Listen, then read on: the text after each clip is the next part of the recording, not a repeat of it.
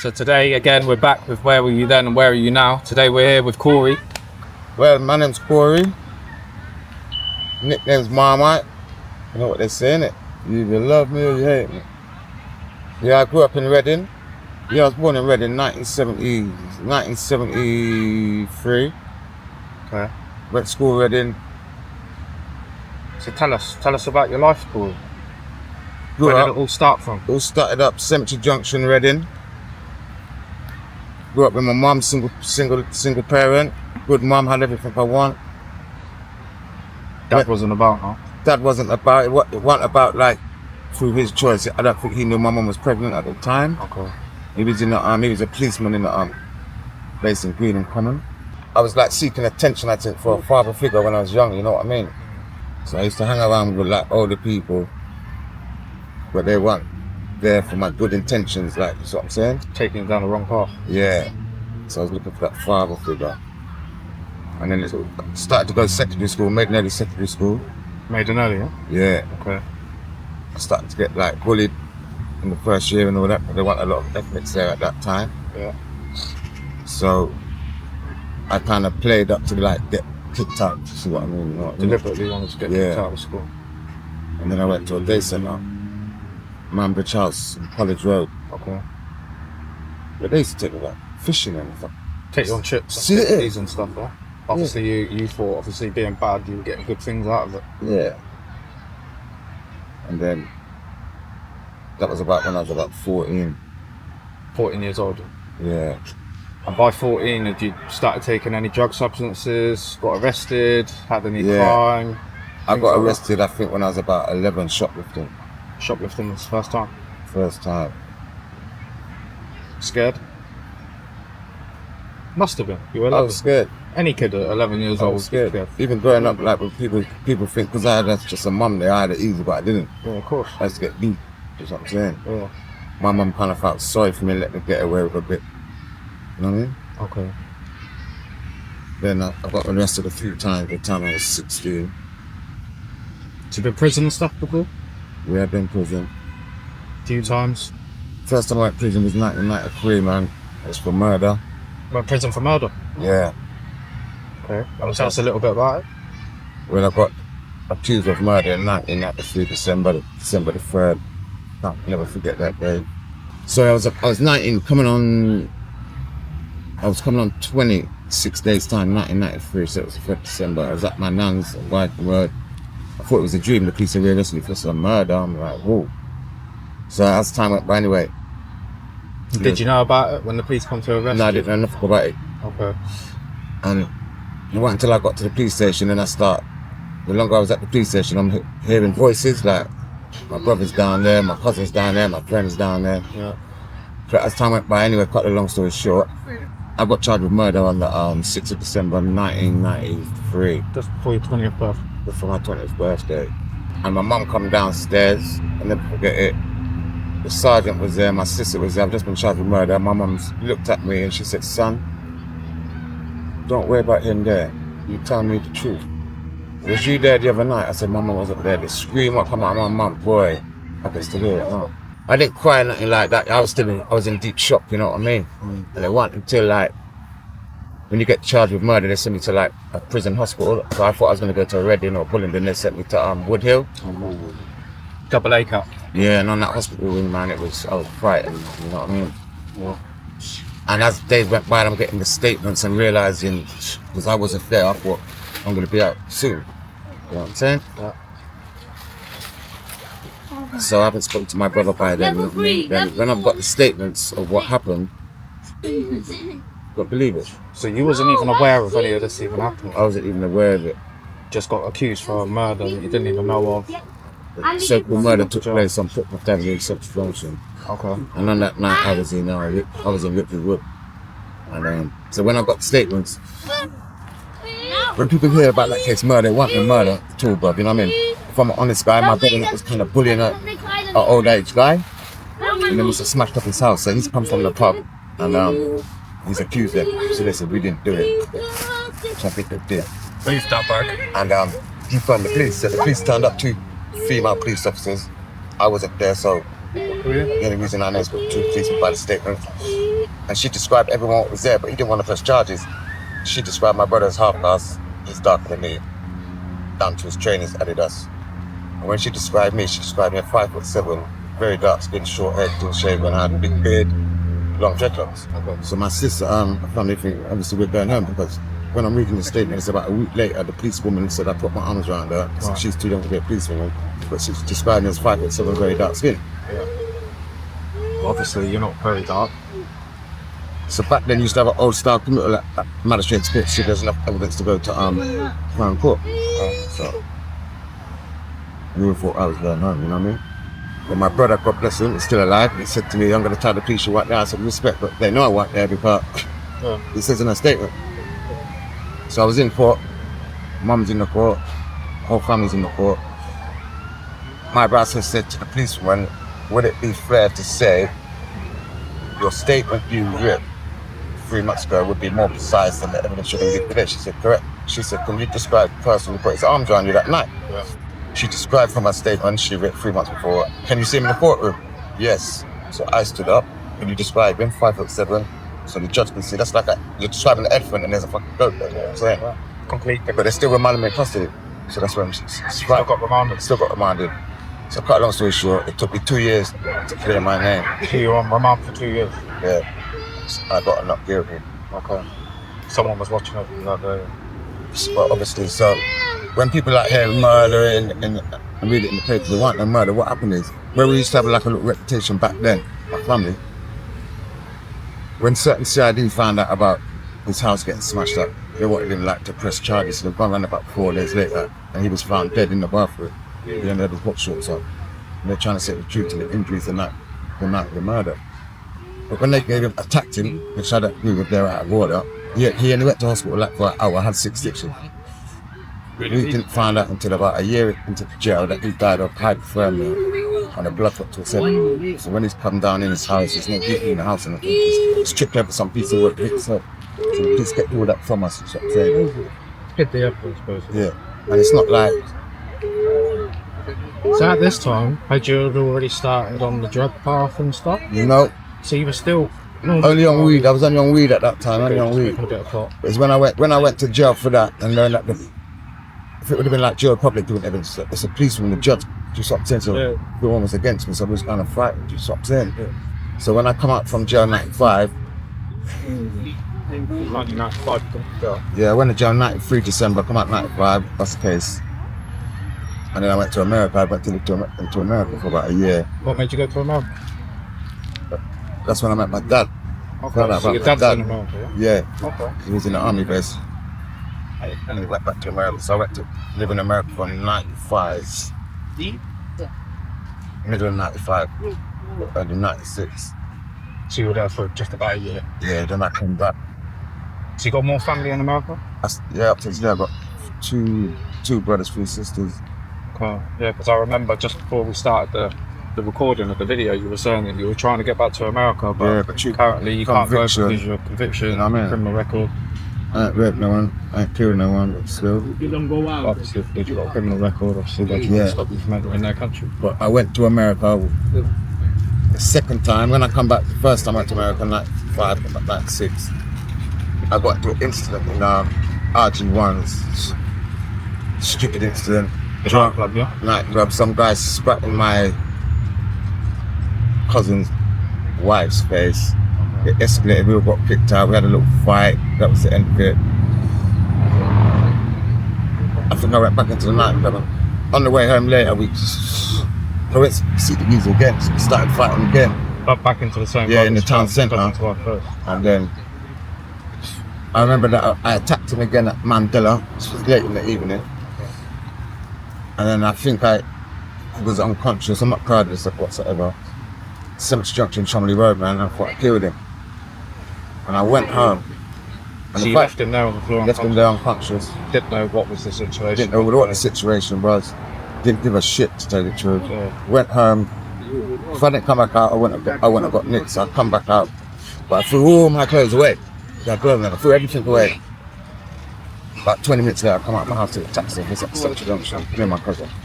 I had all new clothes on. Police pulled up, wrote description, rare, fits and serious, whatever. So I got to the police station. It was funny. The policeman said, when you stay at your mum's, where do you leave your shoes? So I thought, I know where this is going. So I said, in the toilet. He said, don't be funny. I said, well, at the bottom of the stairs, in the cupboard, whatever. He said, well, we found a pair of shoes behind your mum's wardrobe, yeah? So as soon as he said that, I know they're going down the road to stitch me up. Even though I'd done it, they ain't got nothing on me, right? So I said, well, that's funny. I said, if I went in my mum's bedroom when she's asleep with my stepdad, 4 a.m, got some shoes behind the wardrobe, she would have got the section. Well, for me to do that, well, they would have woke up. They would have woke up. Well, if I'm going to think to put them down there, I'm going to throw them away. That's what I'm saying. So they sent them away. Come back and nothing. No, come back with the man's blood on it. Alright, come back with the man's blood on. Obviously. Okay. That's their story. So you just tried to bluff them, basically.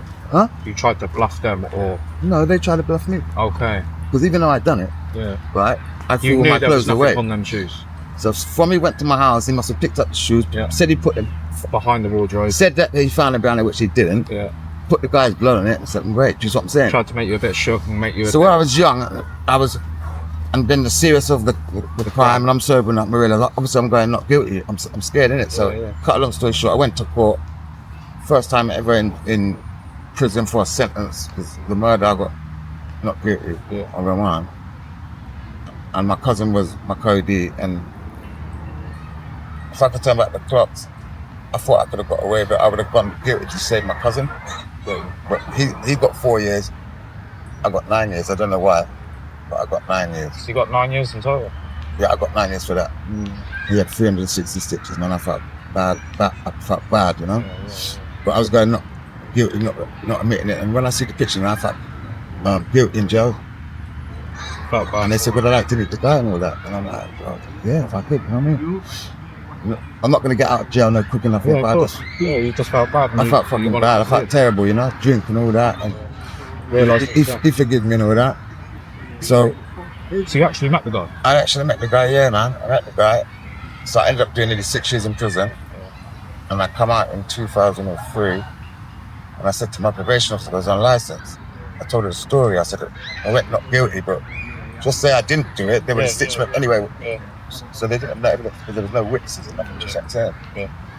So I come out of jail 2003. And I went straight back into the fucking mountain pot. I started to work at Mandela Court in Reading.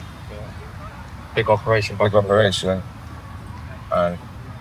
I started working there for about a week, and a week down the road. And for the people that don't know that's watching this, Mandela was a big operation back in the day in Cemetery Junction. Very, very big operation. But what was their main class drug, what they would sell? Class B, weed. All weed. But it was a big operation and that. Very big operation at the time. Yeah, so I started working down there. So that's when you started to involve yourself into the drug life? Yeah. And that was just selling class B. And that's when I started to try fucking crack. I used to smoke it in a spliff. Okay, so you used to lace your spliffs with crack? Yeah, and a bit of weed. Okay.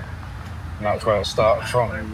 Yeah, that's where it started from, but it was still like, I still got these police on my case, you see what I'm saying? Non-stop watching? Yeah, and it's like, well, I just come out of jail and I'm fresh. Yeah. But before I went to jail, there was a shooting at Mandela. My friend got killed and the club was a soldier of Allenby. Okay. So when just before I went to jail, it was closed down. There was nothing happening down there for about 2 years. So when I went to jail for maybe 6 years, I come out, it was busy, then Tesco's down, I couldn't believe it. You know what I'm saying? Yeah. Making serious money and all that. So working down there, as I said, I got introduced to the coke. It was coke I was putting in this at the start. Yeah, then it comes to crack. And you could smoke it in a spliff and you could like communicate, you could go partying or whatever. And I went until the day the guy said, try this on the pipe. Crack on the pipe? Crack on the pipe. And from that day there, got you. It just changes it. You know what I mean? Yeah. And I thought, that's strange, man. If you put it in a spliff, it's alright. You know? On that pipe, you don't want to, it's like you just want to shut off, you know what I mean? Just find yourself in a bubble. That's what it does to you. Yeah, at that time, you know what I mean? Yeah, it's not about it. So when I had a good family around me, they thought, this guy's going off, man. So your family realised that you started to take drugs? Yeah, you know what I mean? And they started to come with you? Yeah, so what they've done is to come to America again. Okay, so then you went back to the US, sir? I went back to America. When you were over there, you still trying to smoke crack? No, Stopped it? nah, all my people around there, they don't smoke, brother don't smoke, drink. Yeah. I mean, but yeah, there's a nightclub over there. Okay. And it's got a restaurant where you don't smoke but drink and all that. But me, the second time I went to America, I was going on the motorway. I don't forget, I was with my brother. I got near Fountain. I said, turn around, man. I go back home. I said, what do you mean you forgot something? I said, no, I'm not going. I said, what do you mean you're not going? I said, I don't feel well. I said, I don't feel well, bro. I mean, that's at this point, it was heroin. Okay. So my friend, what he was doing, he was giving me the splits and he was putting it around. I didn't know. No. So you were getting laced with heroin, I was getting hooked on it, but I didn't know about didn't know what it was. the withdrawal symptoms. Okay. So when I was going to the airport, I just thought I was getting that. They said, look, it's a wicket on the plane. So I've gone over there, I felt it. But when I'm on holiday, just put it out of my mind, innit? Yeah, cool. It wasn't until I come back and I told him, and he laughed. He said, withdrawals, yeah. And from then, did you carry on smoking? Yes. So straight away, hanging around with the one to put the blame on nobody, but still, you know what I mean? Yeah.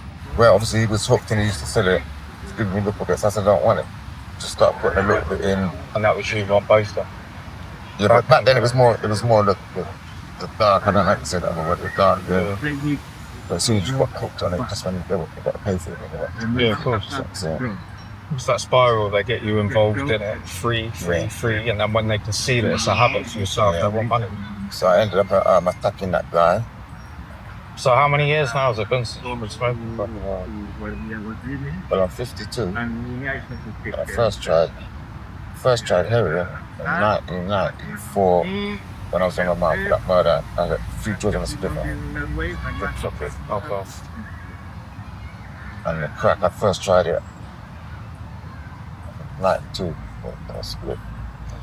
So I smoked it all from like 93 up to now. But I've also done. Obviously, you must have done time off of it when you went to prison and stuff like that. Because I've done nearly 2 years for the remand. Yeah. Then I've done nearly 6 years. Yeah. Then 2005, I got a life sentence. So you got IPP for that? No, I got IPP for a robbery. Okay. So another crime that you done? Another crime. What this happened when I was working at Mandela. Okay. You understand? Where it was some geezers come down to buy quite a bit of weed. Found out, did it with them for a long time. We found out it was counterfeit money, you know what I mean? Okay. So they come to pay for fakes? For fakes. It's quite a long story short. Yeah. They come there, tried to do a thing, didn't work out. It didn't work out, so. And obviously repercussions come. Yeah, repercussions come, and they phoned the police and just told everybody shit. So I got found guilty of robbery, but. They basically come to do the crime and landed up snitching, basically. Yeah, so I got done for robbery, and I got 2-year IPP sentence. Yeah. I didn't understand about IPP. You know what I'm saying? Yeah. I got 2-year IPP in 2005, and I was still in jail in 2010. So when you come out of prison on the last sentence, did they help you housing and stuff? To the fuck? So where are you living now? I live with my sister now. I've been out 10 years. Oh, so you live with a family member? Yeah. So you're not on the street? I'm not on the street, but it's like once you're in that system, they don't want to help you. Yeah. When I done 10 years in jail, the day they let me out from a DCAT, I was working for 2 years in the DCAT, coming out every day, Monday to Friday working, you know what I'm saying? Yeah. But then they wanted to put me in a hostel rather than go to my mum. So I went to the hostel for about 3 weeks. Then they said, congratulations. I said, what? Congratulations for what? You're moving out today? I'm like, where am I moving to? Palmer Park. They said, to your mum's. I'm like, so why didn't you let me move there 3 weeks ago? When you first got out? So it was a little test, like they wanted to fail. They wanted you to go to a hostel, foul, so they go back to jail. Yeah. So I've done 10 years in jail, I got 2 years, I've done 10 years in jail. I was on license for 10 years and I just took it off last November. I mean, oh, so you just finished your license? Yeah, life license. So that's gone. It was a big relief, you know what I'm saying? 100%. So I've been out 10 years, I haven't been arrested, I haven't been back to jail in 10 years, you know what I'm saying? Good. And I think I was a bit immature when I went to jail. I was late to mature, that's what I'm saying. Yeah. But I got a lot to tell you, know what I mean? Because it's like people are like, no, yeah, they don't know you, they know your name, I'm like, yeah, you smoke. So what, you know what I mean? I like to be real, just what I'm saying. Yeah, some people, just because someone smokes or whatever, they don't mean they're a bad person or You know what I mean? I look at it as an illness, just what I'm saying. Just because someone smokes, they're not saying it. Everyone's got different morals and all that. But do you think just because you smoke, do you think you should be judged for it? No, judge me how I am to you, or just what I'm saying. Yeah. What I do in my private life is my business. I'm not hurting no one for what I do, just what I'm saying. No, because obviously you get different types of people. You get the types of people that take Class A drugs and stuff, and they go out and deliberately do things to others. Yeah, no, that's wrong. I don't agree with that. I always thought to myself, because when I was addicted to weed as a young, I used to do more crime for that. I mean, I'm not saying I didn't do crime for the A class back in the day. You see what I'm saying? But I thought to myself, when it gets to that, man, come on, man. So I live my life now. I want to treat people how I want to be treated. You see what I'm saying? That's all I. That's a big thing though, because when I was in primary school, that's what I got told. Like that was the main memory of the school: was treat people how you would like to be treated yourself. Yeah. Do you know what I mean? Yeah, So don't judge people. Get to know people. You can't just judge somebody because you know what I mean. There's a lot of people out there, especially. There's a lot of background to it. You know what I mean? There's a lot of background to it because obviously with a lot of older people now, they judge the younger people, but you can see why, in a sense, because a lot of the younger generation, they're all out selling drugs. Yeah. Like, and the drug dealers are just as worse than the fucking smokers. That's what I'm saying. well, yeah, they're supplying it to everybody. They know what they're doing. Obviously, if you could go back and turn the clocks, and if I could go back and turn the clocks, I don't blame like single parent or that now, man, because I had a good upbringing. Trust you me, had a good upbringing with your mum. Scared of my mother. Trust me, good upbringing, man. But if I could turn back the clocks, man, I would like to have gone in, like the army or something to get back because of discipline. Or? That street game is it's just a waste of life, you know what I mean? And I see it with these generations now. They ain't got no respect for the elders, and it's just like. So you got kids, Corey? Yeah, I got one daughter still. Yeah. It's what it is. It's like people only can take enough. You see what I'm saying? When you've got loved ones around, people care about you. Yeah, you feel it. Some people have got that, so I feel that in jail because it's not nice when you don't get a letter and all that in jail.